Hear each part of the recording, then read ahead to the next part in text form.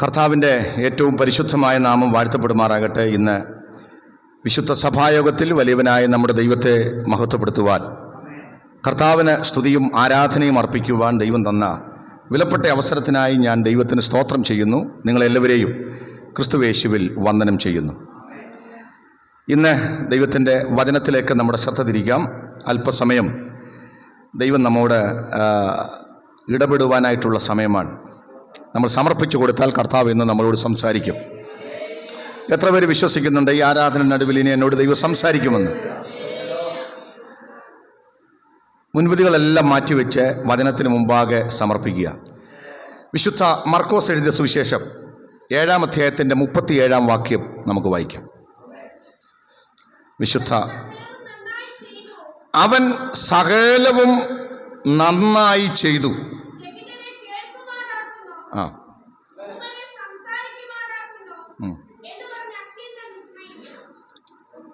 എന്ന് പറഞ്ഞ് അത്യന്തം വിസ്മയിച്ചു.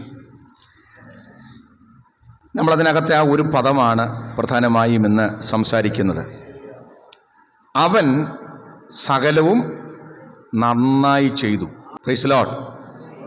അവിടെ ഈ അവൻ എന്ന പദം, ആ പദത്തിലൂടെ ആരെയാണ് ഉദ്ദേശിച്ചിരിക്കുന്നത് നമുക്കെല്ലാവർക്കും അറിയാം. വേറെ ആരുമല്ല, നമ്മുടെ കർത്താവായ യേശുവാണ്. യേശുവിനെ കുറിച്ചല്ലാതെ വേറെ ആരെക്കുറിച്ച് ഇങ്ങനെ പറയാൻ പറ്റും? സകലവും നന്നായി ചെയ്തു. ആമേൻ. നമ്മുടെ കർത്താവിനെ കുറിച്ച് മാത്രമേ പറയാൻ പറ്റൂ. ആമേൻ. അവൻ സകലവും നന്നായി ചെയ്തു. നമുക്കറിയാം ഈ പശ്ചാത്തലം. മർക്കോസ് 7-ന്റെ 31 മുതലുള്ള വാക്യം. ആ ആ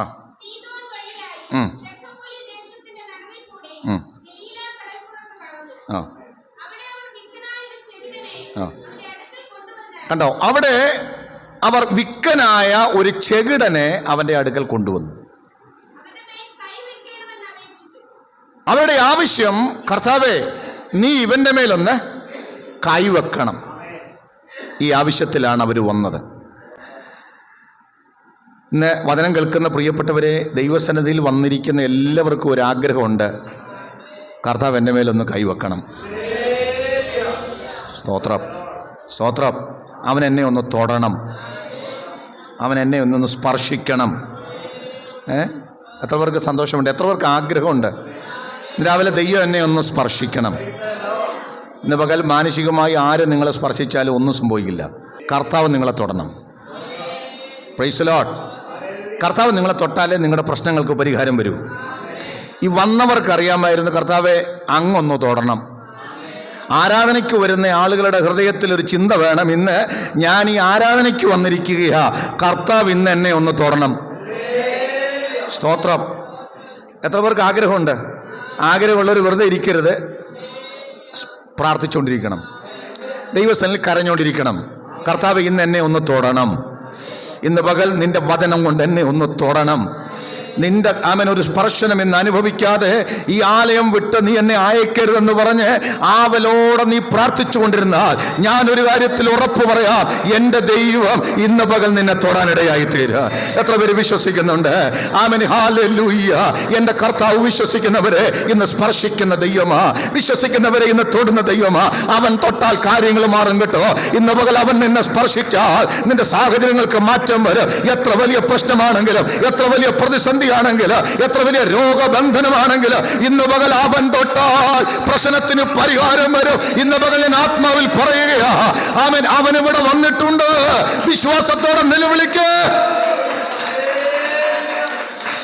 അങ്ങനെ ഒന്ന് തൊടണമേ. അപ്പൊ അവരുടെ ആഗ്രഹം, അല്ലെങ്കിൽ അവരുടെ ആവശ്യം ഇതായിരുന്നു, കർത്താവേ അങ്ങ് ഇവനെ ഒന്ന് തൊടണം. ആ വായിച്ചോ.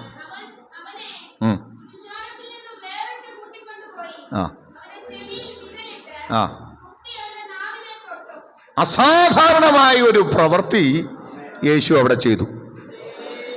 സാധാരണ ചെയ്യുന്ന ഒരു കാര്യം അല്ല, വ്യത്യസ്തമായിട്ടാണ് അവിടെ കർത്താവ് ചെയ്തത്. Price the Lord. അവർ പറഞ്ഞില്ല, കർത്താവ് ഇവനെ മാറ്റിക്കൊണ്ടുപോയി ഒന്ന് നിർത്തി, അല്ലേ? പുരുഷാരത്തിന് നടുവിൽ നിന്ന് വേറിട്ട് കൊണ്ടുപോയി നിർത്തി. ആ ആ ആ നോക്കണേ, ഇതൊന്നും ഇവര് പറഞ്ഞതല്ല. ഇവിടെ റിക്വസ്റ്റ് എന്ന് പറയുന്നത് കർത്താവ് ഒന്ന് തൊടണം. Price the Lord. പക്ഷെ കർത്താവ് തൊടുകയല്ല ചെയ്തത്, ആദ്യം അവനെ പുരുഷാരത്തിൻ്റെ നടുവിൽ നിന്ന് മാറ്റിക്കൊണ്ടുപോയി. ഇന്ന് പകൽ വചനം കേൾക്കുന്ന പ്രിയപ്പെട്ടവരോടായിട്ട് ഞാൻ വിളിച്ചു പറയട്ടെ, കർത്താവ് ചെയ്യുന്നത് വ്യത്യസ്തമായിട്ടാണ്. Price the Lord. കർത്താവ് ചെയ്യുന്നത് വ്യത്യസ്തമായിട്ടാണ്. നമ്മുടെ ആഗ്രഹം പോലെ ദൈവം ചെയ്യണമെന്ന് ചിന്തിക്കരുത്, അല്ലേ? നമ്മുടെ പ്ലാൻ പോലെ ഇന്ന് ദൈവം എൻ്റെ ജീവിതത്തിൽ ചെയ്യണമെന്നാരും ചിന്തിക്കരുത്.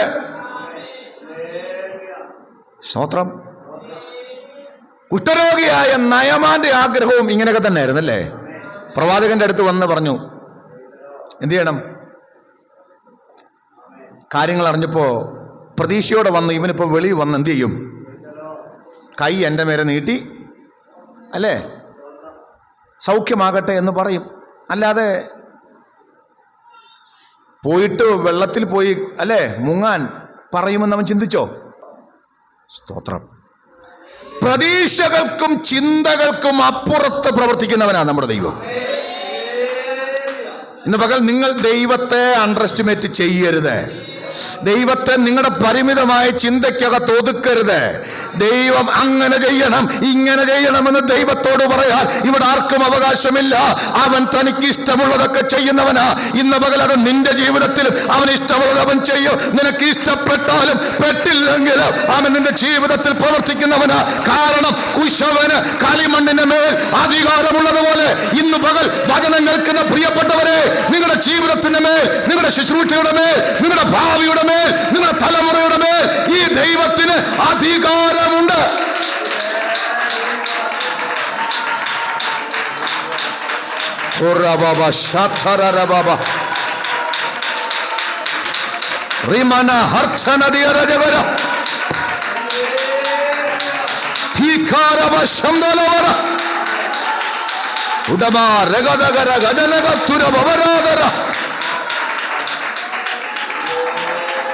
സ്തോത്രം.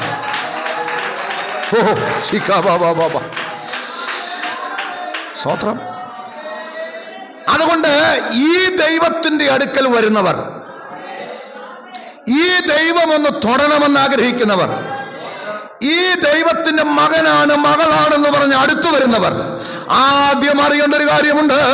ഈ ദൈവത്തിന് എന്റെ മേൽ സർവാധിപത്യമുണ്ട്. ഓ ഹല്ലേലൂയ.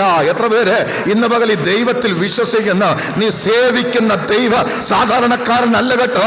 നിന്റെ ഇഷ്ടത്തിന് ചാടുന്നവനല്ല, നിന്റെ ഇഷ്ടത്തിന് മാത്രം നിൽക്കുന്നവനല്ല, നീ പറയുന്നത് പോലെ അങ്ങോട്ടും ഇങ്ങോട്ടും പോകുന്നവനല്ല, നീ പറയുന്നത് പോലെ ചെയ്യാനിരിക്കുന്നവനല്ല. അവിടത്തേക്ക് നിന്നെ കുറിച്ച് അവനൊരു പദ്ധതിയുണ്ട്. അവിടത്തേക്ക് നിന്റെ കുടുംബത്തെ കുറിച്ച് ചില പരിപാടികളുണ്ട്. അതനുസരിച്ച് ചെയ്യുന്നവനായ എന്റെ ദൈവം.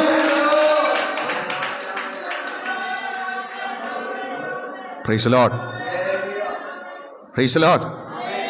അവിടെയാണ് ഈ ദൈവത്തെ നമ്മൾ ഭയപ്പെടാൻ തുടങ്ങേണ്ടത്. സ്തോത്രം. സ്തോത്രം. ഈ ദൈവം അസാധാരണമായ കാര്യങ്ങളൊക്കെ ചെയ്യും.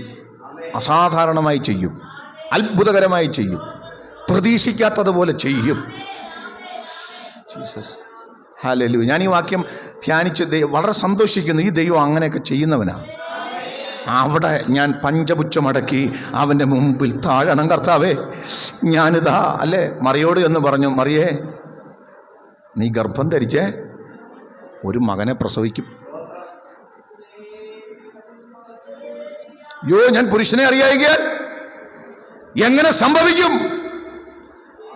നീ അതിനെക്കുറിച്ച് വിഷമിക്കണ്ട, നീ ഒരുപാട് കടന്ന് ചിന്തിക്കണ്ട. നിന്റെ ബുദ്ധിക്കകത്ത് ഒതുങ്ങുന്ന കാര്യമല്ല ഇത്. നിന്റെ പ്ലാനിനകത്ത് ഒതുങ്ങുന്നതല്ല ഈ ദൈവത്തിൻ്റെ പരിപാടി. ഇന്ന് പകൽ നിന്റെ പ്ലാനിനകത്ത് ഒതുക്കാൻ നോക്കല്ലേ. ദൂതുവെല്ലാം പിടികിട്ടിയോ? ഈ ദൈവം ആരാ? ദൈവത്തിന് നിന്നെക്കുറിച്ചുള്ള പദ്ധതി എന്താ? ആമേൻ. നിന്റെ കുടുംബത്തെക്കുറിച്ചുള്ള ദൈവത്തിൻ്റെ പദ്ധതി എന്താ? ദൈവസഭയെക്കുറിച്ച് ദൈവത്തിനുള്ള പദ്ധതി എന്താ? ഇന്ന് പകൽ പരിശുദ്ധാത്മാവ് പറയുക, ആമേൻ, കീഴടങ്ങിക്കോ. ദൈവത്തിന് മുമ്പിൽ സമർപ്പിച്ചാൽ ദൈവം നിന്നെ ഉപയോഗിക്കാൻ തുടങ്ങുക, ദൈവം നിന്നെ അനുഗ്രഹിക്കാൻ തുടങ്ങുക. ഓ റബലഘടക അക്ഷരനിരാധര.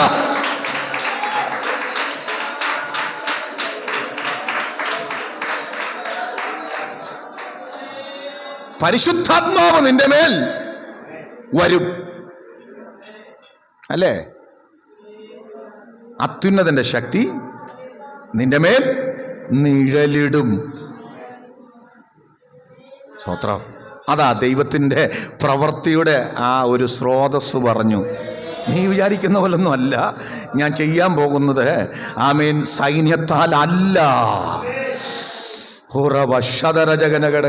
ഇന്ന് പകൽ മാനുഷിക കരുത്തിലല്ല, മാനുഷിക ബലത്തിലല്ല, മനുഷ്യന്റെ പ്ലാനിലല്ല. ഇന്ന് പകൽ ആമേൻ ആത്മാവ് നിങ്ങളെ നോക്കി പ്രവചിച്ച് വിളിച്ചു പറയുക. ഇന്ന് പകൽ വിശ്വസിക്കുക, ദൈവത്തിന്റെ പരിശുദ്ധാത്മാവിനെ നീ ചിന്തിക്കുന്നതിലും നനയ്ക്കുന്നതിലും അത്യന്തപരമായി ചെയ്യാ. ആമേൻ. ഈ ദൈവത്തിന് കരുത്തുണ്ട്. നീ സേവിക്കുന്ന ദൈവ ബലഹീനനായ ദൈവമല്ല, നീ സേവിക്കുന്ന ദൈവ കഴിവില്ലാത്തൊരു ദൈവമല്ല. സൈന്യത്താലല്ല, ശക്തിയാലല്ല, എന്റെ ആത്മാവിനാൽ തന്നെ. റീമന വൈരധര ധിരാലഘടക.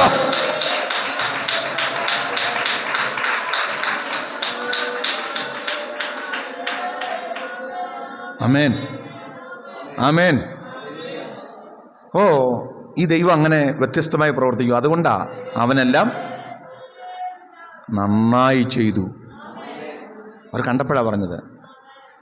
സ്തോത്രം. അപ്പൊ വേറിട്ട് കൊണ്ടുപോയി, അല്ലേ? ചെവിയിൽ വിരലിട്ടു. ഓ റിഖാരഭശംധര.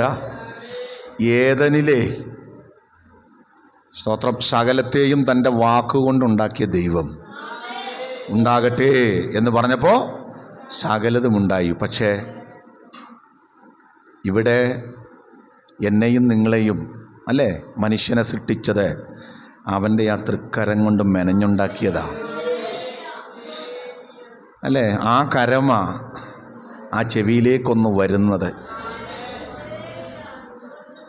ഇതുപോലെ തന്നെ കർത്താവ് ഒരു അന്ധന് കാഴ്ച നൽകിയപ്പോൾ, അല്ലേ, നിലത്ത് തുപ്പി ചേറ് കുഴച്ച് ആ ചേറ് കണ്ണിൽ തേച്ചു കൊണ്ടുപോയി ശിലോഹാം കുളത്തിൽ കൊണ്ടുപോയി കഴുകാൻ പറഞ്ഞു. വല്ലം പിടി കിട്ടിയോ? ഇതുപോലൊന്ന് കുഴച്ച് സൃഷ്ടിച്ചതാ. എത്ര പേരുന്ന് ആമേൻ പറയും? ഇന്ന് പകൽ നിന്നെ, അല്ലേ, നമ്മുടെ പിതാവിനെ, പൂർവ്വപിതാവിനെ, അല്ലേ, ഇതുപോലൊന്ന് മണ്ണ് കുഴച്ച് സൃഷ്ടിച്ചതാ. ആ തൃക്കരം കൊണ്ട് മെനഞ്ഞേച്ച ഇതെല്ലാ അവയവങ്ങളും ഒന്നുണ്ടാക്കി സൃഷ്ടിച്ചിട്ട അതിൻ്റെ മൂക്കിലോട്ട് അവിടുത്തെ ജീവശ്വാസമൂതിയപ്പോൾ പുസ്തകം പറയുക, മനുഷ്യൻ ജീവനുള്ള ദേഹിയായി തീർന്നു. ഇന്ന് പകൽ നിന്റെ അകത്ത് വ്യാപരിക്കുന്ന ശ്വാസമുണ്ടല്ലോ, തമ്പുരാന്റെ ശ്വാസമാ. ഇന്ന് പകൽക്കാല അവനെ പിരിഞ്ഞ് നിനക്ക് ജീവിക്കാൻ പറ്റുകയില്ല. അവന്റെ ശ്വാസമാ. അവനാ നിന്നെ ജീവിപ്പിക്കുന്നത്, അവനാ നിന്നെ നടത്തുന്നത്. അതുകൊണ്ടാ തിരുവെഴുത്ത് പറയുന്നത്, നാം ജീവിക്കുന്നത്, നാം ചരിക്കുന്നത്, നാം പ്രവർത്തിക്കുന്നത്, നാം മുന്നോട്ട് പോകുന്നത്, നമ്മുടെ ജീവിതത്തിന്റെ സകലതോ അവന്റെ കൃപയോ അവന്റെ ശക്തി എന്നിൽ വ്യാപരിക്കുന്നത്. അവന്റെ കൃപ എന്നിൽ വ്യാപരിക്കുന്നത്, അവന്റെ ജീവൻ എന്നിൽ വ്യാപരിക്കുന്നത്.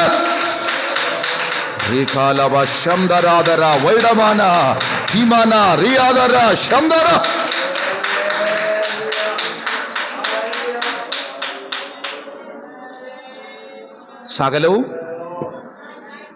നന്നായി ചെയ്തു. എന്നിട്ട് ചെവിയിലേക്ക് വിരലിട്ടു. എന്നിട്ട്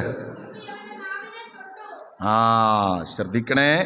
അതിനുശേഷം ആമൻ അവിടെ ഇങ്ങനെയാ പറയുന്നത്, എന്നിട്ട് ആമൻ തുപ്പി അവൻ്റെ നാവിൽ തൊട്ടു. അസാധാരണ പ്രവൃത്തിയാ, വളരെ അസാധാരണമായ പ്രവൃത്തിയാ. എന്ത് സംഭവിച്ചു? ആമേൻ.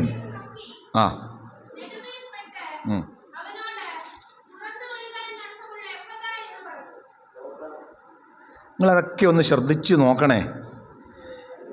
ഇങ്ങനൊക്കെ ചെയ്യേണ്ട കാര്യം എന്താണെന്ന് ആളുകൾ ചോദിച്ചേക്കാം. ഉണ്ടാകട്ടെ എന്ന് പറഞ്ഞാൽ, തുറന്നു വരട്ടെന്ന് പറഞ്ഞാൽ തുറന്നു വരും. പക്ഷേ അരുമനാഥനറിയാം ഓരോ കാര്യവും എങ്ങനെ ചെയ്യണമെന്ന്.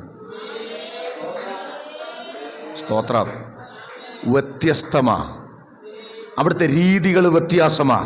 ഒരേ പാറ്റേണിൽ പോകുന്ന ആളുകളുണ്ട്, അല്ലേ? ഒരേ ചിന്തയിൽ ജീവിക്കുന്നവരുണ്ട്. മാറ്റങ്ങളില്ല, വ്യത്യാസങ്ങളില്ല. പക്ഷേ യേശു എപ്പോഴും അവിടുത്തെ പ്രവർത്തികൾ ഇങ്ങനെ വ്യത്യസ്തമാണ്. വൈവിധ്യം എന്ന വാക്കാ അതിനകത്ത് ശരിയായ പദം, അല്ലേ? വൈവിധ്യമാണ്. മനുഷ്യരെ നോക്കിക്കേ, എന്തോരം മനുഷ്യരാ. നമ്മൾ പറയുക എല്ലാവരും ഒരേപോലെ അങ്ങ് സൃഷ്ടിച്ചു വെച്ചിരുന്നെങ്കിൽ ദൈവത്തിന് എന്തോ സൃഷ്ടിപ്പ് കുഴപ്പം പറ്റിയെന്നാണ് പറയുന്നത്, അല്ലേ? കുറച്ച് ആൾക്കാരെ ഇങ്ങനെ സൃഷ്ടിച്ചോ. ഇതാണ് ദൈവത്തിൻ്റെ വൈവിധ്യം, അല്ലേ? എല്ലാം വ്യത്യാസമാണ്, യുണീക്കാ, അങ്ങനല്ലേ പറയുന്നത്? അതല്ലേ എൻ്റെ ശരി? നിങ്ങളെപ്പോലെ നിങ്ങൾ മാത്രമേ ഉള്ളൂ, നിങ്ങളെപ്പോലെ നിങ്ങൾ മാത്രമേ ഉള്ളൂ. അതെന്നാ സൃഷ്ടിയാ? അതാണ് അവിടുത്തെ സൃഷ്ടിയുടെ പ്രത്യേകത. ഇന്ന് വചനം കേൾക്കുന്നവരെ അവിടുന്ന് സകലവും നന്നായി ചെയ്യുന്നവനാ. അപ്പോ അതിനുശേഷം നെടുവീർപ്പിട്ടു. വചനം വ്യാഖ്യാനിക്കാൻ നിൽക്കുന്ന എനിക്ക് എന്തെങ്കിലും പറയാൻ പറ്റില്ല. ഇതിൻ്റെ അർത്ഥമൊന്നും എനിക്കറിയില്ല, എനിക്കെന്നല്ല ഒരാൾക്കും അറിയില്ല. ഇനി ചുമ്മാ വന്നിട്ട് നെടുവീർപ്പിട്ടതിന് ഇന്ന അർത്ഥമാണെന്നൊക്കെ പറഞ്ഞിട്ടൊന്നും കാര്യം ഇല്ല. ഞാൻ പറഞ്ഞല്ലോ, അവിടുത്തെ പ്രവൃത്തി അതെ മനസ്സിലാക്കാൻ ഇച്ചിരി പാടാ. പക്ഷെ ഒരു കാര്യം എനിക്കറിയാം, അതിൻ്റെ റിസൾട്ട് വരുമ്പോൾ നമുക്ക് മനസ്സിലാകും അവനെല്ലാം നന്നായി ചെയ്തു. മനസ്സിലാകുന്നവർക്ക് മാത്രം സ്തോത്രം ചെയ്യുക, അല്ലേ? ചെവിക്കകത്ത് വിരലിടുന്നത് മാത്രം കാണുന്ന ഒരുവൻ പറയും, കേൾക്കാൻ പറ്റാത്ത ഇവന്റെ ചെവിക്കകത്തോട്ട് ആ വിരലെന്തിനാ അല്ലേ ഇടുന്നത്? കുറച്ചൊക്കെ കേൾവി ഉണ്ടെങ്കിൽ അതും കൂടെ പോകില്ലേ? എന്തിനാ ഇങ്ങനെ ചെയ്യുന്നത്? കുറ്റം പറയാൻ ആളുകളുണ്ട് കേട്ടോ, അല്ലേ? ആ പ്രവൃത്തികൾ ഓരോന്നും മനസ്സിലാക്കുന്നവർ, കണ്ട് നിൽക്കുന്നവർ പറയും, ഇതെന്നാ പ്രവൃത്തിയാ ചെയ്യുന്നേ, അല്ലേ? ഇതെന്തോ പ്രവൃത്തിയാ ചെയ്യുന്നത്? ആൾക്കാർക്കും മനസ്സിലാവില്ല, ആൾക്കാർക്ക് ഇതൊന്നും മനസ്സിലാകില്ല. പക്ഷേ അതിൻ്റെ ഒരു റിസൾട്ട് വന്നു. ആ റിസൾട്ടാണ് ആശ്ചര്യപ്പെടുത്തുന്ന റിസൾട്ട്. ഇന്ന് വചനം കേൾക്കുന്ന പ്രിയപ്പെട്ടവരെ, നമ്മുടെ ജീവിതമൊക്കെ ഒന്ന് നോക്കിക്കേ. ഞാൻ കഴിഞ്ഞ ദിവസം പറഞ്ഞായിരുന്നു, നമ്മുടെയൊക്കെ ജീവിതത്തിൽ ദൈവം പ്രവർത്തിച്ചുകൊണ്ടിരിക്കുക. എത്ര പേര് വിശ്വസിക്കുന്നുണ്ട്? നമുക്ക് കാണാൻ പറ്റാത്തതുകൊണ്ടാ നമ്മൾ പറയും ദൈവം എവിടെ പോയി, അല്ലേ? ദൈവം എന്നെ കാണുന്നില്ലല്ലോ, ദൈവം എന്നെ അറിയുന്നില്ലല്ലോ, ദൈവം എൻ്റെ ജീവിതത്തിൽ എന്താ പ്രവർത്തിക്കാത്തത്? സ്തോത്രം, സ്തോത്രം. എന്തിനായി പൊട്ടക്കിണറ്? എന്തിനായി മരുഭൂമി? എന്തിനാ രോഗാതുരമായ സാഹചര്യങ്ങൾ, അല്ലേ? സ്തോത്രം. എന്തിനാ കർത്താവേ എൻ്റെ ജീവിതത്തിൽ ഇങ്ങനെയൊക്കെ സംഭവിക്കുന്നത്? ഇങ്ങനെയുള്ള സാഹചര്യങ്ങളിലൂടെ ഞാൻ കടന്നു പോകേണ്ടി വരുന്നത് എന്തുകൊണ്ടാ? എന്തിനാ ഈ തകർച്ച? സ്തോത്രം, സ്തോത്രം. കുശവന്റെ കയ്യിലെ കളിമണ്ണ് പാത്രമായി വന്നു, പക്ഷെ പാത്രം എന്തായിപ്പോയി? ഉടഞ്ഞുപോയി, പാത്രം ഉടഞ്ഞുപോയി. എന്തിനാ കർത്താവേ എന്നെ ഉടയ്ക്കുന്നത്? എന്തിനാ എന്നെ തകർക്കുന്നത്? നിന്റെ കൈയല്ലേ? എത്ര പേർക്ക് വചനം മനസ്സിലാവുന്നുണ്ട്? അവന്റെ പ്രവൃത്തി അത് മനുഷ്യബുദ്ധി കൊണ്ട് ഗ്രഹിക്കാൻ പറ്റില്ല. അവന്റെ പ്രവൃത്തികളെ, അല്ലേ, നീ ഒരു കാരണവശാലും തെറ്റിദ്ധരിക്കരുത്. ഒരു കാര്യം ഹൃദയത്തിന്റെ ആഴത്തിൽ എഴുതിക്കോണം, ഇതിന്റെ എല്ലാം പിന്നിൽ ദൈവത്തിന് ചില പദ്ധതികളുണ്ട്. ആമേൻ, ഹല്ലേലൂയ. നിങ്ങളെ കുറിച്ചുള്ള എന്റെ നിരൂപണങ്ങള് അത് തിന്മയ്ക്കല്ല, അത് നന്മയ്ക്ക് എത്രയാകുന്നു എന്ന് അരുളി ചെയ്ത ദൈവം ഇന്ന് പകൽ നമ്മുടെ ജീവിതത്തില് ആമേൻ വരുന്ന പ്രതിസന്ധികള്, പ്രശ്നങ്ങള്, രോഗാതുരമായ സാഹചര്യങ്ങള്, കഷ്ടതയുടെ അനുഭവങ്ങള്, നിന്ദയുടെ അനുഭവങ്ങള്, ഒറ്റപ്പെടലിന്റെ അനുഭവങ്ങള്, കർത്താവ് തരുന്ന സാഹചര്യങ്ങളാ. അവന്റെ പണി നിന്നിൽ നടക്കുന്നു എന്നാ അതിന്റെ അർത്ഥം. അവന്റെ പണി നമ്മിൽ നടന്നുകൊണ്ടിരിക്കുക. ഇത് തിരിച്ചറിയാതെ തെറ്റിദ്ധരിച്ചു പോകരുത്. സ്തോത്രം. തെറ്റിദ്ധരിച്ചു പോയാൽ നമ്മൾ ദൈവത്തെ സംശയിക്കും. നിങ്ങൾ ഇതിൻ്റെ അവസാന റിസൾട്ട് നോക്കിയാൽ മതി. റിസൾട്ട് എങ്ങനെ ഇരിക്കുന്നു? എന്താ തിരുവെടുത്ത് പറയുന്നത്? സകലത്തെയും നന്മയ്ക്കായി കൂടി വ്യാപരിപ്പിക്കുന്നു. ആ വാക്യം ഒന്ന് വായിച്ചു നിർത്തിയാൽ. എന്നിട്ട് എന്താ സംഭവിച്ചത്?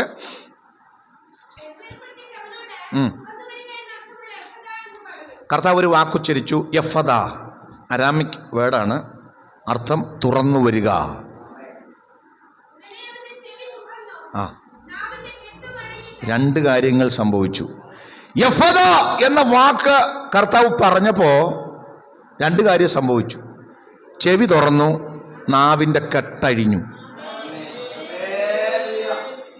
ഇന്ന് വചനം കേൾക്കുന്നവരോട് പറയട്ടെ, സ്തോത്രം. അവൻ ചിലത് പറയും. ആമൻ. സ്തോത്രം. മാറ്റി നിർത്തി, ചെവിയിൽ വിരലിട്ടു, അല്ലെ, തുപ്പി, നെടുവീർപ്പിട്ടു. സമയം കുറച്ച് കഴിഞ്ഞു, അന്നേരം ഒന്നും സംഭവിച്ചില്ല. സ്തോത്രം. ആളുകൾ നോക്കിയിരിക്കുക. പക്ഷെ അവൻ്റെ അധരത്തിൽ നിന്നൊരു വാക്ക് വന്നു, യഫദ, തുറന്നു വരിക. ആ വാക്ക് കേട്ടപ്പോഴിതാ ആമേൻ, അവൻ്റെ ചെവി തുറന്നു, നാവിൻ്റെ ബന്ധനം അഴിഞ്ഞു. ഇന്ന് പകൽ വചനം കേൾക്കുന്നവരോട് വിളിച്ചു പറയട്ടെ, ആമേൻ, അവൻ ചിലത് സംസാരിക്കാൻ തുടങ്ങും. എത്ര പേര് വിശ്വസിക്കുന്നുണ്ട്? ആമൻ. നിന്റെ കുടുംബത്തെ നോക്കി അവൻ ചിലത് സംസാരിക്കാൻ തുടങ്ങുന്നു. ആമൻ. നിന്റെ പ്രശ്നങ്ങളെ നോക്കി അവൻ ചിലത് സംസാരിക്കാൻ തുടങ്ങുന്നു. ആമൻ. അവൻ തുറന്നു വരാൻ പറഞ്ഞാൽ അത് തുറന്നു വരും, അടയാൻ പറഞ്ഞാൽ അത് അടയും. കാരണം അടയ്ക്കുവാനും തുറക്കുവാനും അധികാരമുള്ളവൻ ഞാൻ സേവിക്കുന്ന ദൈവമാ.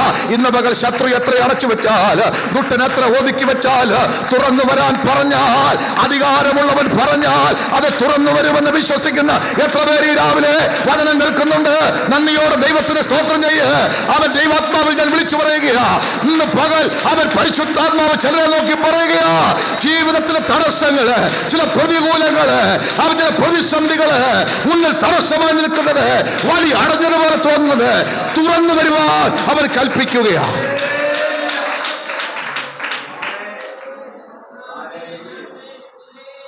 Price the lord, praise the lord. ഉടനെ, ആ പദം ശ്രദ്ധിച്ചോ? തുറന്നു വരാൻ പറഞ്ഞ ഉടനെ, വാക്ക് പുറപ്പെട്ട അപ്പോൾ എന്ത് ചെയ്തു? അവിടെ അത്ഭുതം നടന്നു. സ്തോത്രം. വചനം എന്ന് പറയുന്നത്, അല്ലെങ്കിൽ ദൈവത്തിൻ്റെ ശബ്ദം എന്ന് പറയുന്നത് വളരെ ക്വിക്ക് ആക്ഷനാണ്, പെട്ടെന്ന് ഫലിക്കുന്നതാ. വിശ്വസിച്ചാൽ മതി. വിശ്വസിച്ചാൽ അത് പെട്ടെന്ന് പ്രവർത്തിക്കും.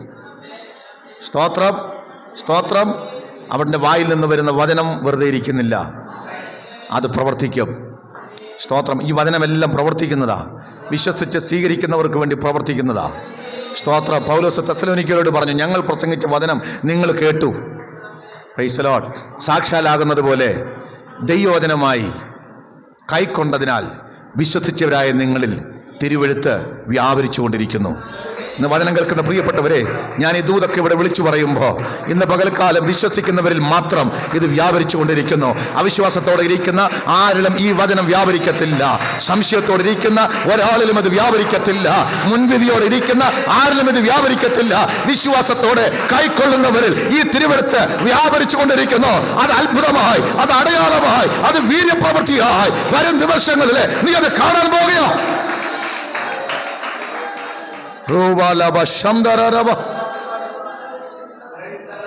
അപ്പൊ ഈ പ്രവൃത്തി കഴിഞ്ഞു. ഇത് കണ്ടപ്പോഴാണ് ആളുകൾ പറഞ്ഞത്, ഇവൻ സകലവും നന്നായി ചെയ്തു.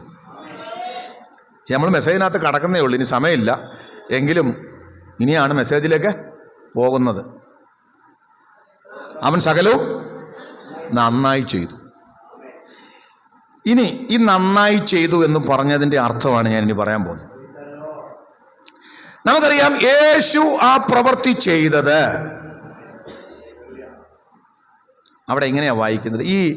ഇവന്റെ അടുക്കൽ അല്ലെങ്കിൽ ഈ ബധിരനും മൂകനുമായി മനുഷ്യനെ കൊണ്ടുവരുമ്പോൾ യേശുക്രിസ്തുവിൻ്റെ ഒരു ഭാവം, തൻ്റെ അടുക്കൽ ആര് വന്നാലും അവരെ സൗഖ്യമാക്കുന്നത് മുഴുവൻ അവിടുത്തെ മനസ്സലിവിലാണ്, അവിടുത്തെ ശുദ്ധ ഹൃദയത്തിലാണ്. സ്തോത്രം. അവൻ നന്നായി ചെയ്തു എന്ന് പറയുന്നത് അതിൻ്റെ അർത്ഥം കമ്പാഷനാണ്. അവിടത്തേക്ക് മനസ്സലിവ് തോന്നി. പുരുഷാരത്തെ ചിന്നിയവരും കുഴഞ്ഞവരുമായി കണ്ടപ്പോൾ അവിടത്തേക്ക് എന്ത് തോന്നി? മനസ്സലിഞ്ഞു. യേശുവിൻ്റെ പ്രവൃത്തി ഏറ്റവും നല്ല പ്രവൃത്തിയാന്ന് പറയാൻ, ഏറ്റവും നന്നായി ചെയ്തെന്ന് പറഞ്ഞാൽ ഷോ അല്ലായിരുന്നു. അതാ പറഞ്ഞതിൻ്റെ അർത്ഥം. ഇതൊരു മനസ്സലിവിൻ്റെ പ്രവൃത്തിയാണ്. അവൻ മൂകനായി ബധിരനായി ഇരിക്കുന്നത് കണ്ടിട്ട് അവനെ അവഗണിച്ച് കളയാൻ അവിടുത്തെ ഹൃദയത്തിന് പറ്റത്തില്ല. വചനം കേൾക്കുന്ന പ്രിയപ്പെട്ടവരെ, യേശുവിൻ്റെ പ്രവൃത്തി അവൻ നന്നായി ചെയ്തെന്ന് പറഞ്ഞതിൻ്റെ ഒരർത്ഥം അത് അവിടുന്ന് മനസ്സലിവിൽ ചെയ്യുന്നതാ, ശുദ്ധ ഹൃദയത്തോടെയാ. ഇന്ന് പകൽക്കാലം ആ രോഗി വന്നതല്ലേ, ഒന്ന് സൗഖ്യമാക്കിയേക്കാം. ഇന്ന് പലരും പറയുന്നത് പോലെ ബാനർ അടിച്ച് പോസ്റ്റർ അടിച്ച് ഞാൻ ആ സൗഖ്യമാക്കിയത് എൻ്റെ പേര് പറഞ്ഞോണോ എന്ന് പറഞ്ഞ് കൂടെ പറയിപ്പിക്കുന്നത് പോലെ പ്രസിദ്ധനാകാൻ വേണ്ടിയുള്ള പണിയായിരുന്നില്ല. ആമൻ തൻ്റെ മുമ്പിൽ കട്ടതയോടെ പ്രതിസന്ധിയോടെ വന്ന ആ മനുഷ്യൻ ഇന്ന് പകൽക്കാലം അവൻ്റെ നാവിൻ്റെ കെട്ടഴിഞ്ഞ് അവൻ്റെ കേൾവിയുടെ അവനല്ലേ ആ പ്രശ്നം പരിഹരിച്ച് ഇന്ന് പകൽ സന്തോഷത്തോടെ അവൻ പോകണം. അപ്പൻ്റെ ആഗ്രഹം അതാ. കാരണം ദൈവം മനുഷ്യനെ പൂർണ്ണതയോടെ അവൻ സൃഷ്ടിച്ചതാ, വൈകല്യം ഇല്ലാതെ സൃഷ്ടിച്ചതാ. സ്തോത്രം. അങ്ങനെ സൃഷ്ടിച്ച് അവൻ വൈകല്യത്തോടെ വന്നിരിക്കുന്നത് അപ്പനിഷ്ടമല്ല. അവിടുത്തെ ഹൃദയം ആർദ്രമാണ്. ഇന്ന് രാവിലെ ഇതിനകത്ത് വന്നിരിക്കുന്ന നിന്റെ ജീവിതത്തിൽ പ്രവർത്തിക്കുന്നത് നിന്റെ പ്രശ്നങ്ങൾ കണ്ട് ദൈവം മനസ്സലിഞ്ഞ അവിടെയാ ദൈവത്തിൻ്റെ പ്രവൃത്തി പെർഫെക്റ്റ് ആകുന്നത്. സ്തോത്രം. ഇന്ന് പകൽ ഇവിടെ ഇരിക്കുന്നവരോട് ദൈവത്തിന് മനസ്സലിവുണ്ടോ? ഉണ്ടോ? നിന്റെ വിഷയത്തോട് ദൈവത്തിന് മനസ്സലിവുണ്ട്. ആർക്കെങ്കിലും മനസ്സലിവുള്ളൊരു ദൈവം ഇവിടെ വന്നിട്ടുണ്ട്. നിന്റെ പ്രശ്നങ്ങളെ കാണുമ്പോൾ മനസ്സലിയുന്ന ഒരു ദൈവമാ. സ്തോത്രം. മനുഷ്യൻ്റെ മുമ്പിൽ വലിയ ആളാകാൻ വേണ്ടി ചെയ്തതാണോ?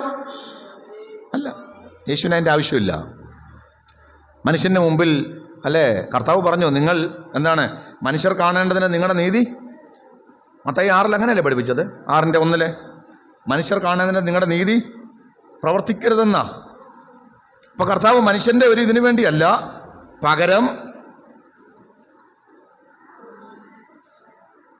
ആ മനുഷ്യനെ കുറിച്ച് കർത്താവിന് മനസ്സലിഞ്ഞു. നമ്മുടെയൊക്കെ ഇടയിൽ ദൈവം അത്ഭുതങ്ങൾ ചെയ്യുന്നത്, നിന്റെ വിഷയത്തിലൊക്കെ പ്രവർത്തിക്കുന്നത് നീ അങ്ങനെ കിടക്കുന്ന ദൈവത്തിന് ഇഷ്ടമല്ലാത്തതുകൊണ്ടാ. നീ ആ പ്രതിസന്ധിയിലൂടെ പോകുന്നത് കണ്ട് സന്തോഷിക്കാൻ ഒരു സാഡിസ്റ്റ് അല്ല എൻ്റെ ദൈവം. എത്ര പേര് വിശ്വസിക്കുന്നുണ്ട്? നിന്റെ കഷ്ടതയും നിന്റെ പ്രയാസവും ഒന്നും കണ്ടിട്ട് സന്തോഷിക്കുന്നവനല്ല. തൻ്റെ മക്കൾ സുഖമായും ശുഭമായും ഇരിക്കണമെന്നാ ദൈവത്തിൻ്റെ ഇഷ്ടം. ഇന്ന് പകൽ സകലരും അനുഗ്രഹിക്കപ്പെട്ട് ആമേൻ ദൈവസന്നിധിയിൽ സന്തോഷത്തോടെ ഇരിക്കണമെന്ന് ആഗ്രഹിക്കുന്ന ഒരു നല്ല അപ്പൻ സ്വർഗത്തിലുണ്ട്. സ്തോത്രം. പിന്നെ കഷ്ടതയൊക്കെ തരുന്നത് ഒരു പരീക്ഷണമാണ്, ഒരു പരിശോധനയാണ്. അല്ലാതെ നീ ഒന്ന് കഷ്ടപ്പെടാം, അവന് 2 കഷ്ടം കൊടുത്തേക്കാം അല്ലേ, അവനൊന്ന് ദുഃഖിക്കുന്നത് ഒന്ന് കാണട്ടെ, അതല്ല. അപ്പോ യേശുക്രിസ്തുവിന്റെ പ്രവൃത്തി അവൻ നന്നായി ചെയ്തു എന്ന് പറഞ്ഞതിൻ്റെ കാരണം എന്താ? അവൻ മനസ്സലിവുള്ളവനാണ്. പൂർണ്ണ ഹൃദയത്തോടെ അത് ചെയ്തത്. ഒരു പ്രശസ്തിക്കും വേണ്ടിയല്ല, ഒരാളും അറിയാൻ വേണ്ടിയല്ല, പകരം ആവശ്യക്കാരൻ്റെ വിഷയങ്ങൾ അവരുടെ സങ്കടങ്ങൾ അറിഞ്ഞ് മനസ്സലിഞ്ഞ് ചെയ്തതാണ്. അതുകൊണ്ടാണ് അത് എന്തായി മാറിയത്? നന്നായി ചെയ്ത പ്രവൃത്തി. ഇത് ദൈവത്തിന് മുമ്പിലാണ്. നമ്മളിപ്പോൾ എൻ്റെ ഇതിനു വേണ്ടി ഇപ്പം ഈ കൃപാവരമൊക്കെ ദുർവ്യാഗം ചെയ്യുന്നവരുടെ കാര്യം വെച്ചിട്ട് നോക്കിയേ, അവർക്ക് കൃപാവരമുണ്ട് അല്ലേ, അവർ ചെയ്യുന്നില്ല. അവിടെ പ്രശസ്തിക്കാണെങ്കിൽ ദൈവം പറയും ഇതൊത്ര നല്ല കാര്യമൊന്നും നീ അത്ര, അതുകൊണ്ടാണ് പറഞ്ഞത് ഞാൻ നിന്നെ ഒരു നാളും. ചില ആളുകൾ പറയും ഞങ്ങൾ രോഗം സൗഖ്യമാക്കി, ഭൂതങ്ങളെ പുറത്താക്കി, വലിയ കാര്യമൊക്കെ ചെയ്യുന്നു പറയുമ്പോഴാണ് ദൈവം പറഞ്ഞു ഞാൻ നിങ്ങളെ ഒരു നാളും കാരണം ഇവർക്ക് ജനത്തോട് മനസ്സിലില്ലായിരുന്നു, പകരം ഇവരുടെ പ്രശസ്തിയാണ് അവർ നോക്കിയത്. യേശു അങ്ങനല്ല. അതിന് തെളിവ് അവിടെ ഉണ്ട് കേട്ടോ. ആരോടും എഴുതിയിട്ടില്ല, അവിടെ ഉണ്ടോ മോളെ? ഒറ്റ മനുഷ്യനോട് പറയരുത്. കാരണം ഈ പബ്ലിസിറ്റിക്ക് വേണ്ടി അല്ല ഞാനിത് ചെയ്തത്. ഇത് ചെയ്തതിൻ്റെ പേരിൽ ആളുകൾ അറിഞ്ഞെന്നെ ഉയർത്താൻ വേണ്ടിയല്ല, പകരം ഇത് ദൈവത്തിൻ്റെ അല്ലേ മഹാകൃപ, മനസ്സലിവ്. ദൈവം എൻ്റെ അകത്ത് തന്ന ആദരവിൽ, അലിവിൽ, എന്നോടുള്ള സ്നേഹത്തിൽ ചെയ്തതാ. അതുകൊണ്ട് നീ ഒറ്റ ആളോടും പോയി പക്ഷെ പറയരുതെന്ന് പറഞ്ഞാലും അവനെന്ത് ചെയ്തു? പറഞ്ഞു, എല്ലാവരും അറിഞ്ഞു, ഭയങ്കരമായിട്ടത് പ്രസിദ്ധമായി. അപ്പോൾ യേശുക്രിസ്തുവിൻ്റെ പ്രവൃത്തി ഏറ്റവും മികച്ച നല്ല പ്രവൃത്തിയാകുന്നത് അവിടുന്ന് ചെയ്യുന്നതെല്ലാം നമ്മളോടുള്ള സ്നേഹത്തിൽ ചെയ്യുന്നതാണ്, നമ്മളോടുള്ള മനസ്സലിവിൽ ചെയ്യുന്നതാണ്. രണ്ടാമത്തെ കാര്യം, കർത്താവ് അവിടെ ചെയ്ത പ്രവൃത്തി നോക്കിയേ. 2-3 കാര്യം ചെയ്തു. എന്തൊക്കെയാണ് ചെയ്തത്? അവനെ വേറിട്ട് കൂട്ടിക്കൊണ്ടുപോയി. പിന്നെന്താ ചെയ്തേ? അവനെ ചെവിയിലെ വിരലിട്ടു, പിന്നെ തുപ്പി, നാവിൽ തൊട്ടു, നെടുവീർപ്പിട്ടു, അല്ലേ? സ്വർഗത്തിലേക്ക് നോക്കി യഫദാ, തുറന്നു വരിക എന്ന് പറഞ്ഞു. ഞാൻ പറഞ്ഞല്ലോ, അതിൻ്റെ അർത്ഥം എനിക്കറിയില്ല, എനിക്കെന്നല്ല ആർക്കും അറിയില്ല. വല്ലവരും പറഞ്ഞാൽ ഞാൻ ഉത്തരവാദിയല്ല. പക്ഷെ ഒരു കാര്യം ഞാൻ പറയാം, ഇതെല്ലാം ചെയ്യണമെന്ന് ദൈവത്തിൻ്റെ പ്ലാനാ. ശരിയാണോ?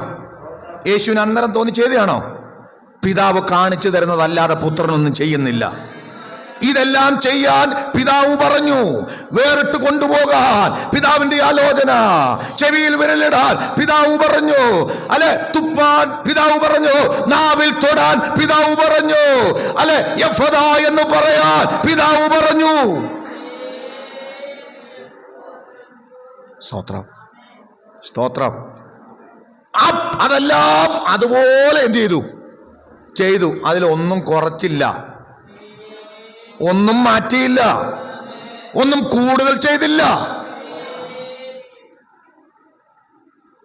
കൊലോസ്യ ലേഖനം പറയുന്നത് പോലെ, നിങ്ങൾ 3:23, നിങ്ങൾ എന്ത് ചെയ്താലും, അല്ലേ, കർത്താവിന് വേണ്ടി മനസ്സോടെ ചെയ്യുവീൻ. ഇന്ന് വചനം കേൾക്കുന്ന പ്രിയപ്പെട്ടവരെ, വർക്കിലോട് കൂടിയാൽ ആളുകൾ ഉഴപ്പും. അങ്ങനല്ലേ? വീട്ടിൽ പണി കൂടിയാൽ എന്ത് ചെയ്യും? ചെയ്യുന്നതിനൊന്നും ഒരു പ്രൊഫഷൻ. ഒരു സാമ്പാർ വെക്കാൻ മാത്രമേ ഉള്ളായിരുന്നെങ്കിൽ എന്ത് ചെയ്യുമായിരുന്നു?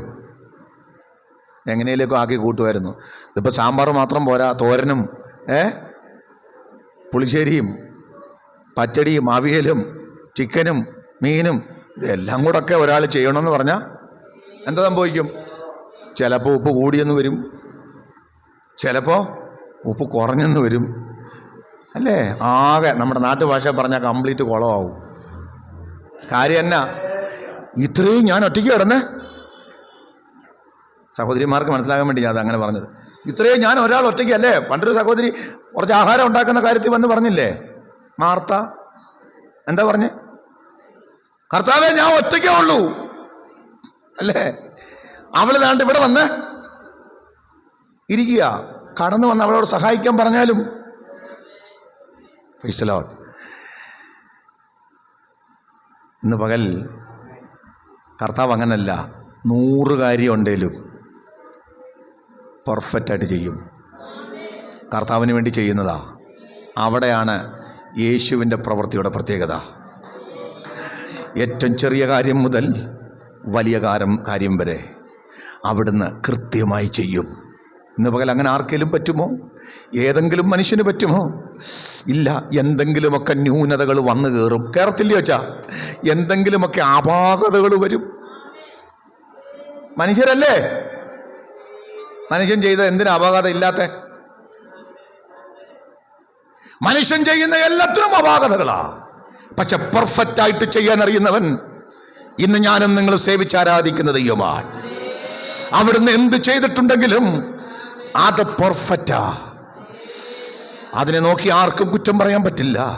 ഇവിടെ യേശു ഏറ്റവും പെർഫെക്റ്റായിട്ട് ചെയ്തു. അപ്പോഴാൾക്കാർ പറഞ്ഞത് അവൻ സകലവും നന്നായി ചെയ്തു. ഇന്ന് പകൽ നിൻ്റെ ജീവിതത്തെ നോക്കി അവൻ ചെയ്യുന്ന പല പ്രവൃത്തികളിലും ആളുകൾ കുറ്റം പറയും. പക്ഷേ കർത്താവ് പറയുക, ഞാനെല്ലാം പെർഫെക്റ്റാണ് ചെയ്തത്. ഞാൻ നേരത്തെ പറഞ്ഞില്ലേ, ചെവി കൈയിട്ടപ്പോൾ ആൾക്കാർ പറഞ്ഞോണം, അതിൻ്റെ ആവശ്യം അല്ലേ? പിന്നെ നാവിൽ തൊട്ടു, തുപ്പി, ഇതെല്ലാം ചെയ്തു. ഇതൊക്കെ എന്നാ പ്രവൃത്തിയാ? പക്ഷെ കർത്താവ് പറഞ്ഞു, നിങ്ങൾ കാണണമെങ്കിൽ കുറച്ച് നേരം കഴിയുമ്പോൾ കർത്താവിൻ്റെ അധരത്തിൽ നിന്ന് എഫദ എന്ന വാക്ക് വന്നപ്പോൾ തുറന്നു വന്നു. നാവിൻ്റെ കെട്ടഴിഞ്ഞു, ചെവിയുടെ അല്ലേ ആ പ്രതിസന്ധി മാറി. അപ്പോൾ ആളുകൾ പറഞ്ഞു, ഇവനെല്ലാം നന്നായി ചെയ്തു. ഇന്ന് പകൽ എന്നെ നിങ്ങളെയൊക്കെ നോക്കുമ്പോൾ ന്യൂനതകളും കുറവുകളും ഒക്കെ ഉണ്ട് അല്ലേ? ക്രിസ്തു വന്ന തലയോളം നമ്മൾ വളർന്നുകൊണ്ടിരിക്കുക ആണോ?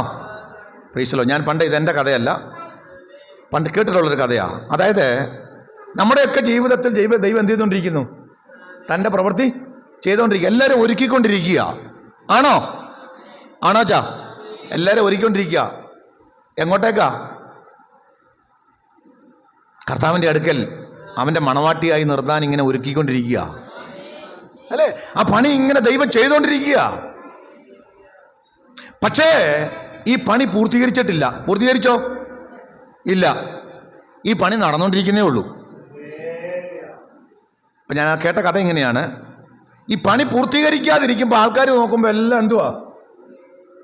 കുഴപ്പമാ. നമ്മളെ നോക്കിയാലേ കുഴപ്പമാണല്ലോ അല്ലേ? അതെ, നാട്ടുകാർ മൊത്തം പറഞ്ഞു കുഴപ്പമാ, മൊത്തത്തിൽ കുഴപ്പമാ. നമുക്ക് തന്നെ അറിയാം കുഴപ്പം. കുഴപ്പമില്ലാത്തത് നമ്മുടെ കർത്താവിന് മാത്രമേ ഉള്ളൂ. നമുക്കെല്ലാം കുഴപ്പമാണ്. ഇപ്പം ഈ പണി നടന്നുകൊണ്ടിരിക്കുക. അപ്പോൾ ഒരു മകൻ, കേട്ട കഥയാണ് കേട്ടോ, എൻ്റെ അല്ല. ഒരു മകൻ പണ്ട് ഗൾഫിൽ നിന്ന് നാട്ടിൽ വന്നു. അദ്ദേഹം ഒരു ഭവനം പണിയാൻ ആരംഭിച്ചു. കേട്ടിട്ടുണ്ടോ? ഉണ്ടോ? ഇല്ല. ഒരു വീട് പണിയാ. പണ്ടത്തെ പണിയാണ്. വീട് പണിഞ്ഞുകൊണ്ടിരിക്കുകയാണ്. അവർക്കൊരു ഓലപ്പുരയാണ്. അമ്മ ഉണ്ട്. ചെറിയൊരു വീട്ടിലാണ്. ദൈവം സഹായിച്ച് കുറച്ച് പൈസയൊക്കെ ദൈവം കൊടുത്ത് അങ്ങനെ ഇവർ ഒരു വീട് പണിഞ്ഞുകൊണ്ടിരിക്കുക. വീട് പണിത് പട്ടണത്തിലാണ്. മോൻ എന്ത് ചെയ്തു? കുറച്ച് പൈസ കൊണ്ടുവന്ന് വീട് പണിഞ്ഞുകൊണ്ടിരിക്കുന്നത്. അപ്പോൾ വീട് പണി ഏതാണ്ട് ഈ തട്ടടിക്കുന്ന സമയമായി. തട്ടടിക്കുന്ന പറഞ്ഞാൽ അറിയത്തില്ലയോ? ഇപ്പോൾ കഥ കേട്ടിട്ടുണ്ടല്ലേ ഏകദേശം. അപ്പോൾ ഈ തട്ടടിക്കുന്ന സമയമായി. അപ്പോൾ തട്ടിനകത്ത് നമുക്കറിയാം, ഇപ്പോഴല്ലേ നല്ല രീതിയിലുള്ള മുട്ടും ഈ സംഭവം അതിന് താങ്ങ് കൊടുക്കുന്ന ഇപ്പോഴത്തെ എന്താണ് പൈപ്പും സംഭവമൊക്കെ. പണ്ട് അങ്ങനെയല്ല, മുളയുടെ ഇതും വെച്ചിട്ട് അല്ലേ തട്ടടിക്കും. അതിൻ്റെ അങ്ങോട്ടും ഇങ്ങോട്ടും ഇരിക്കും, മൊത്തം അടിച്ച് വെച്ചിട്ട്. അപ്പോൾ ഈ അമ്മ വീട് ഇതുവരെ കണ്ടിട്ടില്ല. വീട് പണി നടന്നു ദൂരെ പട്ടണത്തിലായതുകൊണ്ട് അമ്മ കണ്ടിട്ടില്ല. അപ്പോൾ മോൻ അവധിക്ക് വന്നപ്പോൾ പണി നടന്നപ്പോൾ വാർപ്പൊക്കെ ഇത് വാർപ്പ് കഴിഞ്ഞ് തട്ടടിച്ച് നിർത്തിയിരിക്കുക. അപ്പോൾ അമ്മ പറഞ്ഞു, മോനെ എനിക്ക് നമ്മുടെ വീടൊന്ന് കാണണം. അമ്മയോട് മോൻ പറഞ്ഞു, അത് അമ്മ ഇപ്പോൾ വരണ്ട, പണിയൊന്നും തീർന്നിട്ടില്ല, അമ്മയ്ക്ക് ഇപ്പോൾ വന്നാൽ ഇഷ്ടപ്പെടത്തില്ല, കാര്യങ്ങൾ തീർന്നിട്ട് ഞാൻ കൊണ്ടു. അല്ലടാ, എനിക്കിപ്പോൾ തന്നെ ഇത് കാണണമെന്ന് പറഞ്ഞിട്ട് ഈ അമ്മയെ പാവം പിടിച്ച അമ്മയെ വിളിച്ചുകൊണ്ട് പോയി. പണ്ടത്തെ കഥയാണ് കേട്ടോ. അവിടെ കൊണ്ടുപോയി വീടിനടുത്തോട്ട് ചെന്ന് അമ്മ ഈ വീട് കണ്ട ഉടനെ അമ്മ അങ്ങ് സ്തബ്ധയായിട്ട് നിന്നു. എന്നിട്ട് മോനോട് പറഞ്ഞു, മോനെ, ഇത്രയും കാശ് മുടക്കി, ലക്ഷങ്ങൾ മുടക്കി നീ ഒരു വീട് പണിയുക, ഇങ്ങനെയാന്നോടാ നീ വീട് പണിയുന്നേ? എടാ, ഇതിനകത്ത് എന്തോ സ്ഥലമുണ്ട്. ഒരു കസേര ഇടാനുള്ള സ്ഥലം ഉണ്ടോ? ഒരു കട്ടിലിടാനുള്ള സ്ഥലം ഉണ്ടോ? ഇതിനകത്ത് എന്തെങ്കിലും ഒരു സ്ഥലം ഉണ്ടോടാ? ഇതിലും ഭേദം നമ്മുടെ ആ കൊച്ചു വീട് ഇല്ല. നീ എന്തിനാടാ ഇങ്ങനെ ഒരു വീട് പണിതത് എന്ന് ഈ മകനോടമ്മ അല്ലേ പരിഭവം പറഞ്ഞു. മോൻ അമ്മയോട് പറഞ്ഞ, അമ്മേ, ഞാനതാ പറഞ്ഞ അമ്മയോട് ഇപ്പോൾ വരണ്ടാന്ന്. വീട് പണി തീർന്നില്ല. വീട് പണി തീർന്നില്ല. അതാണ് ഈ തട്ടും മുട്ടുമൊക്കെ ഇരിക്കുന്നത്. കുറച്ചുകൂടെ കഴിയുമ്പോൾ ഈ തട്ടും മുട്ടുമൊക്കെ എടുത്ത് മാറ്റിയിട്ട് തേച്ച് വൃത്തിയാക്കി മനോഹരമാക്കും. അന്ന് ഞാൻ അമ്മയെ കൊണ്ടുവന്ന് കാണിക്കാം. അന്നേരം അമ്മ പറയും, അയ്യോ എത്ര മനോഹരമായിരിക്കുന്നടാ, എത്ര നന്നായിരിക്കുന്നു. ഇന്ന് എൻ്റെ മുമ്പിലിരിക്കുന്ന ദൈവമക്കളെ, ആ കഥ പറയുന്നൊരു കാര്യമുണ്ട്. നമ്മുടെയൊക്കെ ജീവിതത്തിൽ ആളുകൾ കുറ്റവും കുറവും കണ്ടുപിടിച്ചുകൊണ്ടിരിക്കുക. പക്ഷേ അവൻ്റെ പണി അകത്ത് നടന്നുകൊണ്ടിരിക്കുക. പറഞ്ഞല്ലോ, നിൻ്റെ അഹങ്കാരം കുറയ്ക്കാനാ ചില പണി നിനക്ക് തരുന്നത്. നിൻ്റെ സ്വഭാവം വ്യത്യാസപ്പെടുത്താനാണ് ചില പ്രശ്നങ്ങൾ നിനക്ക് അനുവദിക്കുന്നത്. ചില കഷ്ടത, ജീവിതത്തിലെ തടസ്സങ്ങൾ. എന്തിനാ ഇത് ചെയ്യുന്നത്? നിന്നെ ഒന്ന് ഷെയ്പ്പാക്കണം. സ്തോത്രം. പക്ഷെ ആളുകൾ പറയും, അവൻ ആ കുഴപ്പമുണ്ട്, അവർക്ക് ഈ കുഴപ്പം ഉണ്ട്. ഉണ്ടായിക്കോട്ടെ സഹോദര, പക്ഷെ നീ നോക്കിക്കോ, അവസാനം ഈ കഥയുടെ അവസാനം അരുമനാഥൻ്റെ മുമ്പിൽ നമ്മൾ പോയി നിൽക്കുന്നൊരു ദിവസമുണ്ട്.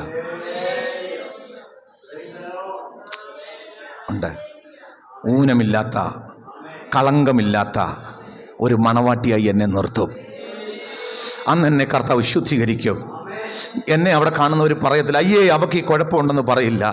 സകലതും ദൈവം ചെത്തി വെടിപ്പാക്കും. ഇന്ന് തിരുവെഴുത്ത് കേൾക്കുന്നവരോട് വിളിച്ചു പറയട്ടെ, അവൻ്റെ ചെത്തി വെടിപ്പാക്ക് അകത്ത് നടക്കുന്നുണ്ട്. അവൻ്റെ ശുദ്ധീകരണം അകത്ത് നടക്കുന്നുണ്ട്. കാരണം അവന് നിന്നെ ഊനമില്ലാത്തൊരു മണവാട്ടിയാക്കി അവിടെ നിർത്തണം. അതിന് അവിടുന്ന് അത് ചെയ്തുകൊണ്ടിരിക്കുകയാ. അതിനാ ചിലപ്പോൾ അടിയൊക്കെ തരുന്നത്, ചെറിയ ബാലശിക്ഷയൊക്കെ തരുന്നത്, ചെറിയ തട്ടൊക്കെ ചെറിയ ചെത്തി വെടിപ്പാക്കും. കായ്ക്കുന്നത് അധിക ഫലം കായ്ക്കേണ്ടതിന് ചെത്തി വെടിപ്പാക്കും. ഈ ചെത്തി വെടിപ്പാക്കലൊക്കെ എന്തിനാണെന്നറിയാമോ? ഈ കഷ്ടത എന്തിനാണെന്നറിയാമോ? നിന്നിൽ ആവശ്യമില്ലാത്ത ചിലതൊക്കെ വെട്ടി മാറ്റിക്കളയാ, നിന്നുള്ള അഹങ്കാരത്തെ ചെത്തിക്കളയാ, നിന്നിലുള്ള സ്വഭാവത്തിലെ പ്രശ്നങ്ങളെ, വൈകല്യങ്ങളെ മാറ്റാ, നിന്നെ ദൈവത്തിന് ശുദ്ധീകരിച്ച് ദൈവസ്ഥലിൽ കൊണ്ടുപോയി നിർത്തണം. അവനെല്ലാം പെർഫെക്റ്റ് ആയിട്ട് ചെയ്യുന്നവനാ. ഇന്ന് അവന്റെ പ്രവൃത്തി കണ്ടിട്ട് ആളുകൾ കുറ്റം പറയും. പെന്തിക്കോസുകാരെ കുറ്റം പറയുന്നവരുണ്ട്, ദൈവമക്കളെ കുറ്റം പറയുന്നവരുണ്ട്. നമ്മുടെ ജീവിതത്തിലെ ചില ബലഹീനതകൾ, പ്രതിസന്ധികൾ, ഞാനൊരു കാര്യം പറയാ, ഇതെല്ലാം മാറുന്ന ദിവസം വരും. ന്യൂനതകൾ മാറുന്നൊരു ദിവസം വരും. ഉണ്ടോ? മുള്ളുകൾ മാറുന്നൊരു ദിവസം വരുമോ? പക്ഷെ ഒരു കാര്യം ഞാൻ പറയാം, വാണിംഗ് ആണ്. ഈ ചെത്തലിന് ഏൽപ്പിച്ചു കൊടുക്കണം. ചെത്താൻ നേരത്തെ എന്നെ ചെത്തണ്ടെന്ന് പറഞ്ഞ് മാറി നിന്ന ദൈവത്തിന് നിന്നെ ശുദ്ധീകരിക്കാൻ പറ്റില്ല. Price the lord, praise the Lord. അവിടെ വീണ് വിധേയപ്പെട്ട് ഇന്ന് രാവിലെ ഞാൻ പറഞ്ഞതുപോലെ അവൻ്റെ മുമ്പിൽ കുശവൻ്റെ കയ്യിലെ കളിമണ്ണ് പോലെ ഏൽപ്പിച്ചു കൊടുത്താൽ ഒരു കാര്യം ഞാൻ പറയാ, നിന്നെ അവിടുന്ന് രൂപാന്തരപ്പെടുത്തും. ഒരു മാനപാത്രമാക്കി ദൈവം മാറ്റുക. ആമേൻ, സ്തോത്രം. കൊള്ളാവുന്ന വിലയുള്ള മാന്യതയുള്ള ഒരു പാത്രമാക്കി പരിശുദ്ധാത്മാവ് നിന്നെ മാറ്റുക. ഇന്ന് പകൽ എത്ര പേര് അതിനെ ഏൽപ്പിച്ചു കൊടുക്കുക? അതിനാ ഈ കർത്താവ് ശോധന. ഒരു പാട്ടുണ്ടല്ലോ എൻ്റെ മനസ്സിൽ പെട്ടെന്ന് വരുന്നു, നിന്നെ ഉടയ്ക്കുവാനോ അറിയാ പാട്.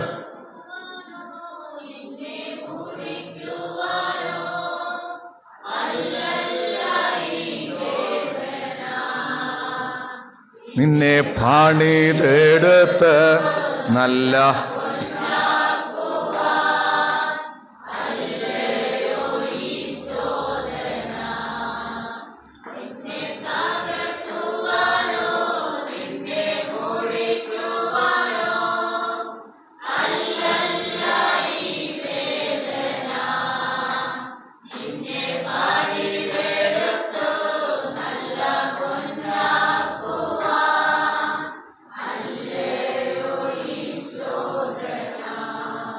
ആമേൻ, പ്രൈസ് ദി ലോർഡ്.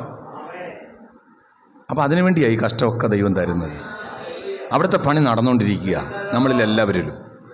ഇന്ന് കുറ്റം പറയുന്നവർ, ഇന്ന് അപമാനിക്കുന്നവർ, അവരോട് ഞങ്ങൾക്കൊന്ന് പറയാനുണ്ട്, അന്ന് കാണാം. അങ്ങ് ചെല്ലുന്നവരൊക്കെ ശുദ്ധീകരിക്കപ്പെട്ടവർ. സ്തോത്രം. അപ്പം ദൈവത്തിൻ്റെ പ്രവൃത്തി എന്താണ്? അവനെല്ലാം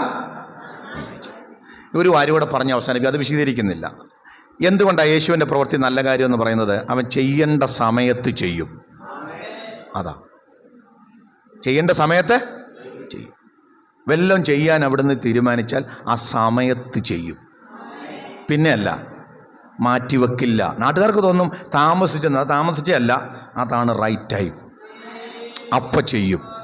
വിശ്വസിക്കുന്നുണ്ടോ? സ്തോത്രം. ലാസറിനെ പുറത്തു കൊണ്ടുവരാൻ 4-ാം ദിവസമാണ് പോയത്. ആൾക്കാർ ചോദിക്കും, അത് റൈറ്റ് ടൈം അല്ല. കർത്താവേ, നീ താമസിച്ചു പോയെന്ന് ആൾക്കാർ പറയും. താമസിച്ചോ? ഒരിക്കലും ഇല്ല. അവിടെ അവൻ്റെ മഹത്വം വർദ്ധിക്കുക ചെയ്തത്. അതാ അവിടുത്തെ right time. Praise the Lord. അവനെ കൊണ്ടല്ലാതെ വേറെ ആർക്കും ഇത് ചെയ്യാൻ പറ്റത്തില്ലെന്ന് എല്ലാവരും അറിയണം. ഇന്ന് പകൽക്കാലം അവൻ കൃത്യസമയത്ത് ചെയ്യുന്നവനാ. ഇന്ന് പകൽ വിശ്വസിക്കുന്നുണ്ടോ? ഹല്ലേലൂയ. അവൻ ചെയ്യേണ്ട സമയത്ത് നിനക്ക് വേണ്ടി ചിലത് ചെയ്യുക. അവൻ എന്താ ഇന്ന് ചെയ്യാത്തത്? ഇന്നല്ല, സമയമായില്ല. ഇന്ന് പകൽക്കാലം എത്ര പേർക്ക് ദൂത് മനസ്സിലായി? ഹാമാൻ മൊർദെഖായിയെ തകർക്കാൻ പദ്ധതി ഇട്ടുകൊണ്ട് രാജാവിൻ്റെ അടുക്കൽ അനുവാദ പത്രത്തിന് ചെല്ലുമ്പോഴാ ദൈവം പ്രവർത്തിക്കുന്നത് ഇല്ല. സ്വോത്രം. നിനക്കുള്ള അനുഗ്രഹമല്ല. രാജാവ് മാനിക്കുന്ന പുരുഷനെ എന്ത് ചെയ്യണമെന്ന് ചോദിക്കുമ്പോൾ ആമേൻ. രാജാവ് പറയുന്നൊരു കാര്യമുണ്ട്. ആമേൻ. ഹാമാൻ പറഞ്ഞതിന് മറുപടിയായി പറയുന്നു, ഈ പ്രവൃത്തിയെല്ലാം വാതിൽ കാവൽക്കാരനായ ആമേൻ ആ വാതിൽക്കൽ കിടക്കുന്ന മൊർദെഖായിക്ക് ചെയ്യുക.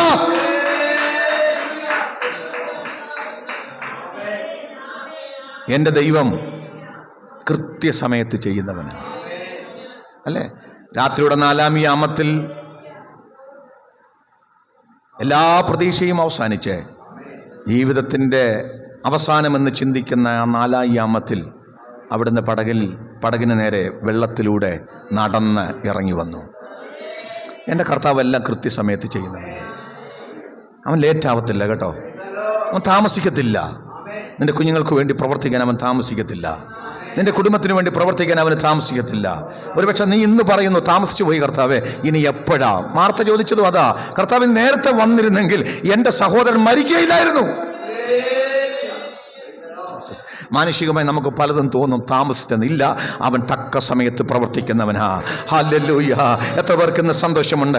ആമേൻ. അവൻ തക്ക സമയത്ത് പ്രവർത്തിക്കുന്നവനാ. അവനെല്ലാം നന്നായി ചെയ്യുന്നവനാ. അവൻ ചെയ്തതിൻ്റെ കൂടെ ആരും കൂട്ടിച്ചേർത്തൊന്നും ചെയ്യണ്ട. അവൻ കൃത്യമായി ചെയ്യുന്നവനാ. എല്ലാ കണ്ണുകളും ഇന്ന് പകൽക്കാല ദൈവസന്നിധിയിൽ നടയട്ടെ. യേശുവിൻ്റെ അധികാരമുള്ള നാമത്തിൽ അവൻ്റെ പ്രവൃത്തി അത്ഭുതകരമായ പ്രവൃത്തിയാ. അവൻ്റെ പ്രവൃത്തി അതിശയകരമായ പ്രവൃത്തിയാ. അവനിന്ന് ചിലരോട് മനസ്സിലിവ് തോന്നുകയാണ്. അവൻ ചില കുടുംബത്തോട് അവൻ ഇന്ന് മനസ്സിലിവ് തോന്നുകയാണ്. ആമേൻ. അവൻ നിങ്ങൾക്ക് വേണ്ടി ആമേൻ ചിലത് ചെയ്യാൻ പോവുകയാണ്. ഹല്ലേലൂയ, ഹല്ലേലൂയ. ആമേൻ. എന്തൊക്കെ ചെയ്യണമോ അതെല്ലാം അതതിന്റെ സമയത്ത് കൃത്യമായി ചെയ്യുന്നവനായ എൻ്റെ ദൈവം. ഹല്ലേലൂയ. ആമേൻ. ഇന്ന് പകൽക്കാലം അവനാരും മന്ത്രിയായിരിക്കണ്ട, അവനാരും പഠിപ്പിച്ചു കൊടുക്കണ്ട. ഇങ്ങനെ ചെയ്യ് കർത്താവേ, അങ്ങനെ ചെയ്, വേണ്ട.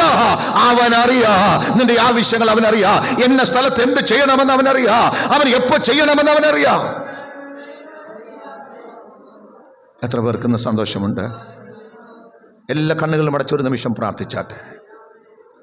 അവൻ സകലതും നന്നായി ചെയ്യുന്ന ദൈവം.